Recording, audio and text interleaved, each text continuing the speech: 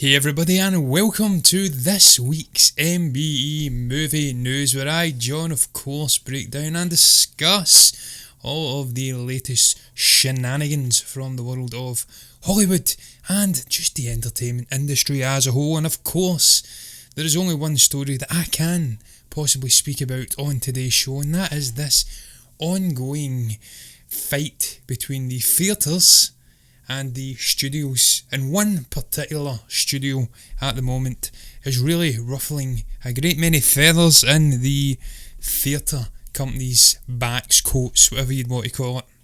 Wings, metaphorically speaking, of course. Talking crap already, it's not a good start, but look, I digress, guys. This is all about Universal, of course. And they are back and forth battle with two major chains, both here in the UK and in the United States. Of course, in the US it is the AMC chain of theatres, one of the biggest chains over in the States. They have decided to ban all of the upcoming Universal releases from the theatres. They'll not be showing any movies by this distinguished and historical company. And over here in the UK is the Odeon, who have taken the rather brash decision, but understandable as well, to obviously ban Universal movies from their chain of UK theatres. And this is all tying back into the success of Trolls World Tour, which of course, because of the coronavirus pandemic, couldn't release in the theatres as scheduled. And so the CEO of NBC Universal, Jeff Shell, took a decision to put that movie out on VOD straight to rental in the digital sector. There was no delaying of the release until later in the year, and he reaped the rewards for that decision. I think it sold 5 million copies, grossing well over $100 million through digital sales alone, and that is a very impressive performance for a movie of this ilk. He's obviously seen the dollar signs in his eyes, and he's decided, well, look, there's obviously a market in this current turmoil, sort of unprecedented situation, for people to go and watch movies straight to VOD, which otherwise would have been shown in the theatres. And he's decided to make a decision for his studio and its financial prosperity to obviously just release all upcoming movie releases, films, straight to VOD and simultaneously in the theatres at the same time. And this has really annoyed the National American Theatres Association, or whatever the hell it's called. They've already been chiming in on Universal's decision to release Trolls straight to VOD, and they are naturally incensed by what has happened now. Obviously, as I did say, we've got these two theatre companies banning releases. Now, what do I make about this? Well, I find it very interesting, of course, because this is one of the traditional movie studios going head to head with the preconceived sort of way of consuming movies, which we have seen for the past 100 plus years, however long people have been going to watch movies in theatres. And they've just took a hammer to it, really, and decided, well, no, we are going to use this as an excuse. As I did say on a previous show, this whole coronavirus thing, we will use this as a nice little excuse to change the way we release things, the way we structure movies going forward. We're going to just put out movies straight to VOD. We're going to release them in cinemas as well, and look, we'll let the money roll in. People want to go and consume it in a communal experience on the silver screen, big though it may be, they can go and do that with their hard-earned cash. Otherwise, people who want to watch it in their house on their 80-inch TV or 40 or 50-inch TV on an iPad, well, if they're willing to part with the cash necessary to rent this movie on VOD, then they also will be able to consume it. And I just think this is the future of cinema. I know the National American Theatres Association will not be happy about this. I know Odeon will not be happy about it, nor will AMC. But incidentally, AMC is the Odeon's parent company, so I'm not surprised that Odeon, I actually didn't realise that, I've just read that there, they are part of the same company. So that is why AMC and Odeon are both banning Universal, and it's why we're not seeing the likes of, I think it's Regal Pictures over in the States and Cineworld and View over here. They are not following suit as of yet, and I will get into that in a separate article in just a moment. what is going on with the other theatre companies. But I just think this is the future of cinema now. I think this pandemic has shook things up different, irreversibly. Things will be different now. There's no going back to the way that we did things before. And that's great for people who love films, who perhaps don't like to share a communal experience with others. I personally do. I will continue to go and watch movies in the theatre. Although I do enjoy watching movies on my own setup, there's nothing like hearing that booming surround sound and seeing it on a big IMAX screen or whatever. There's nothing to beat it. Sharing a passion with like-minded individuals. So I will certainly still be consuming a humongous amount of movies in a theatre throughout the course of a year, even after this pandemic has receded. But I can understand what this studio are doing. Look, and I understand why they've made the decision, because they have to earn money during a really unprecedented time. But look, guys, there are other movie studio, or movie theatres, I should say, who have waded into this. Apparently they are throwing stones, the likes of Cineworld and Regal. And obviously, they have decided that they're not, at this moment, going to be banning Universal's movies. And who could blame them, because they would really be cutting off their nose to spite their face. We have the likes of Halloween Kills set to be released this year. And if they were to be in a position to allow bums to come in back onto seats, would they really want to not be showing a huge horror blockbuster in the ilk of Halloween Kills? I think not. Would they not want to be in a position to show Furious 9, Fast and Furious 9, or Jurassic World Dominion, or Minions Rise of Gru? I don't think so. Universal holds so much sway when it comes to big blockbuster movies. In the next few years, I think something will be sorted out between these theatre companies that are warring with them at the moment, and certainly the other ones like Regal and Picture House and Cineworld and View. I think they'll sit back, see how things play out with Odeon and obviously AMC over in the States, and then they'll maybe acquiesce in with these sort of companies and see what the hell happens. I think it's much ado about nothing, really. I think we will see just a natural landscape change in film and theatre going forward now after this. I just think it's necessary. Netflix and the likes of Amazon Prime and also Disney Plus and HBO Max, they are setting the tone for what can be done outside of the traditional studio spheres. How you can release movies straight to VOD and streaming and digital whatnot, and really make the Spondulics make some money. And they're leaving the old traditional studios behind, and they have to catch up with the times, and the only way to do that is to get with the programme and start releasing VOD movies that require it. And if that means releasing them simultaneously with movie theatrical releases, then so be it. I think it's the correct decision. I am not against it at all. It's not changing the way I consume movies at all. I will still go to the theatres, as I did say.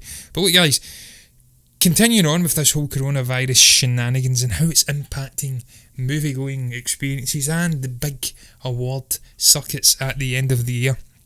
The Oscars and the Academy, who oversee the Oscars nominations and rules and whatnot, they have ruled that streamed films will be eligible at this year's Oscars. They are also merging sound categories, so I believe that would be editing and mixing, which seems a strange decision. Once again, they seem to do this every year, the Academy, where they want to change nominations and categories and whatnot, adding in a popular movie category, taking it away, shunning the likes of cinematographer and technical categories to ad breaks, and they're not a part of the actual live broadcast during the ceremony. They just want to keep changing and screwing around with things. I'm not keen on that, but I'm certainly keen on this decision to allow streamed movies only to be eligible, because it's just the like-minded, it's the sensible thing to do in this current climate where movies cannot be released in theatres. Theatres are shut. I read an article that LA and whatnot, they will not be seeing movie theatres opening up for another couple of months at least, so I think this is the natural response from the Academy. Otherwise, you will not have an Oscars ceremony next year. It just won't happen. There will not be enough movies meeting the old criteria of being in a theatre in LA, in New York, I believe, for a 2-week stint. It's just not going to be met in the current climate, and if it is met, it's going to be shoehorning a lot of movies in to a specific release slot, and they're all going to be fighting amongst each other. Perhaps at the end of the year, 2 months at the end of this year, maybe 4 movies to release in theatres and be eligible for Oscars. And there's going to be a whole lot of movies which are perhaps released on digital, which would be fighting out for an Oscar, who will not be eligible if they hadn't made this decision. But they have made the decision, and it's a sensible decision. Incidentally, Whoopi Goldberg is on the Academy Board. I didn't even know that, man. I thought she was just stoating around in chat shows and whatnot these days. I didn't realise she had such a firm hand on swaying things in the Academy. So good on you, Whoopi. Fantastic actor. Back in the day, I loved her. She framed my childhood in many, many ways. But yes, they have changed the Oscar eligibility requirements, and they've obviously done it in consultation with health experts and whatnot. And what it means is that essentially movies and studios like Universal can be vindicated in releasing perhaps bigger movies in award contending movies into streaming services or just VOD and have them eligible for the Oscars. So look, I'm not going to linger too long on that subject. I think it's the correct decision. I just thought I would condense that into that greater sort of Universal AMC backlash fighting thing and coronavirus and how it's all come together in a great big melting pot of anger and furore. And give a little discussion on it, a little opinion on it. And on that note, I'm going to move on to the next topic. This one has nothing to do with coronavirus or theatres or the National American Association of Theatres. Nothing to do with any of that shenanigans. It's all about Michael Shannon giving his views on a potential Knives Out 2 and why he doesn't see the Thrombey family returning. And I will be giving my thoughts on that and why I feel that is the correct decision to be made if Ryan, and I'm sure he will, comes back with many more sequels from Benoit Blanc and his detective genius. There's a word for it, and I can't for the life of me recall what the word is regards to detective work. It doesn't even matter. I'm going to read the quote from Michael. That does matter. He says that, I would work with Ryan again in a heartbeat, but I don't think he's planning on bringing Walt back.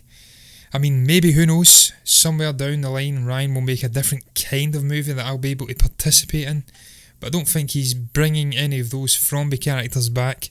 I don't get that impression. And look, I didn't get that impression either from Ryan when he spoke about the potential of this franchise, a budding whodunit franchise with Benoit Blanc at the front centre of this franchise. I didn't get the sense that he was planning on bringing back the same family. I feel that would be the wrong decision. Their story is done. There's no more Christopher Plummer. His character's dead. The whodunit was solved. It was obviously the Ana de Armas character who was inadvertently mixed in with Chris Evans' character.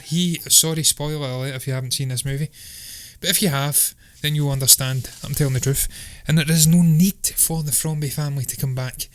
It's time for a new story. It's time to follow that sort of Agatha Christie structure and go and do new stories with new characters in a new whodunit landscape, and let Benoit Blanc use his brilliant mind to sort out the wrongdoers and the dodgy shits and bring people to justice. And I'm excited about this.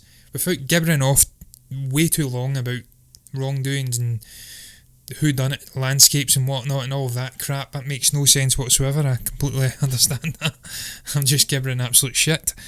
I'm going to go into why I'm excited about this, because I love Daniel Craig. I just think he's a fantastic actor, and I think Benoit Blanc is such an intriguing character. He can have so much scope in future movies. I have never been someone who was fully invested in Agatha Christie. I'm aware of Murder on the Orient Express. I'm completely in the blue, or in the dark I should say, not the blue, about Death on the Nile. So I don't know much about where she took the character of Hercule Poirot, but I know that it was in different locations with different crimes and whatnot.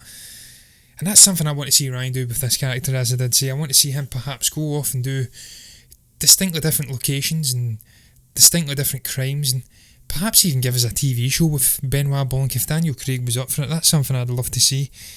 And if there's some way that they could bring back the Thrombey character, I'm trying to mind what the hell his name is.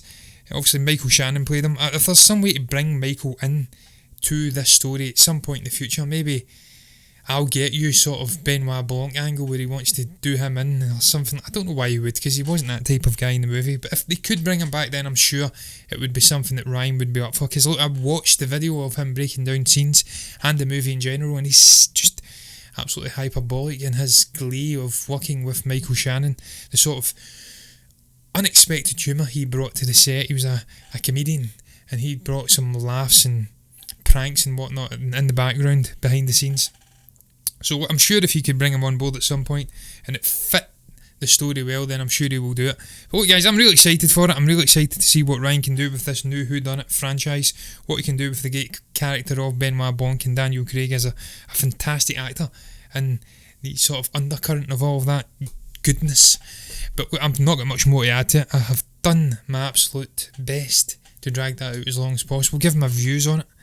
And I'm going to move on to another topic which I'm very excited about and happy to speak about. I love Taika Waititi, and I love Thor and where he's going with this character in the aftermath of Thor Ragnarok, or Ragnarok, whatever way you want to say it. This one's coming from Screen Rant, and he's speaking about the delay to Thor Love and Thunder and why it may ultimately improve that movie's story, its script.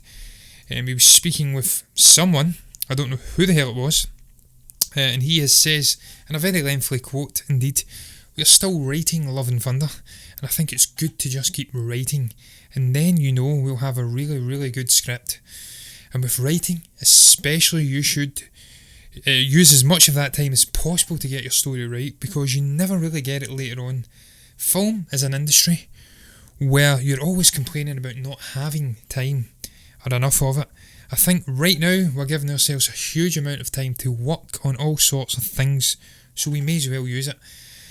And look, I'm excited about this because I just love the guys that did saying, and when he has time to let those creative juices flow and really pour it into a script with a character that he just worked wonders for in the previous movie, I think the potential is there to have a really special project and special movie, a special addition to the MCU.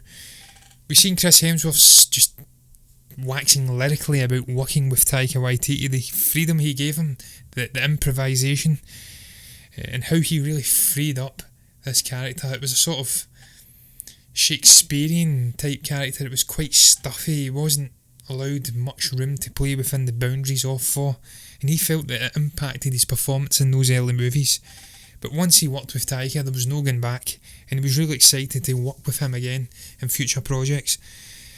And I just feel like that as a whole is sort of a microcosmic look at what this guy brings to this character in general, and what he will bring to this movie in whole. Working with the likes of Natalie Portman again, working with the likes of, Natalie Portman, sorry, and working with Tessa Thompson in conjunction to that. I just think we're going to get a fantastic story here. Perhaps Cog coming back as well. What more adventures can he conjure up in his brain in the midst of this coronavirus pandemic for Cog? Can he have a different card, Hawaiian shirt? Is there more bullying online on Fortnite? Does he need Thor to come in and save the day? We're going to get a wild ride with this movie. It's going to be humour galore. There's going to be a lot of action, a lot of really good dialogue, and I cannot wait to see what the hell this man brings to it. I've been following his career for so long now, and I really do enjoy his scripts. That's the one element of his movies that I've always enjoyed. The dialogue's amazing, the zaniness of the comedy. In Jojo Rabbit, the script was just fantastic. The characters popped off the screen. There was an undercurrent of seriousness, and there was great satire and humour in there. Obviously, we're not going to get satire in Thor, but we are going to get great humour. We're going to get great characters, a great journey. Further development of this great god in the world of the MCU, and I am so excited. Look, I mean, Hemsworth revealed that he'd read a draft of this script already, and he says it was one of the best scripts that he'd read in years. So if you think about that, he's already got the meat and bones of one of the best scripts he's read in years, and he's now got further time to add another layer of goodness onto it. It only bodes well for Love and Thunder and what we're going to get in the MCU in the future from Taika Waititi. But look guys, that is going to round up today's show. On that note, I'm done speaking about Thor. I'm done speaking about Taika Waititi. I'm also done speaking about Michael Shannon and obviously Knives Out 2 and the National American Theatres Association and this ongoing bad blood between AMC and Universal, and of course Odeon over here. What's your thoughts on all of those topics? Have you got anything to say about this battle between the traditional studio and the theatres? Do you agree with Universal that it should be able to release a movie simultaneously on streaming and in the theatres? Do you think this is a natural evolution for cinema? Do you agree with anything said by the National Association of Theatres? Whatever the hell they're called, I don't even care. What's your thoughts on the rest of the topics that I spoke about? If you have anything to say at all, having an unbelievable urge to riff just now, I don't know why, then you can comment below down in the comment section. You can also like the video if you've enjoyed it, and you can subscribe to the channel if you want to see more content like this. If you do, then you'll see me next week doing movie news, and you will see me tomorrow with Stephen reviewing Back to the Future 3. And on Friday we will also be reviewing the great Guy Ritchie movie Lock, Stock and Two Smoking Barrels.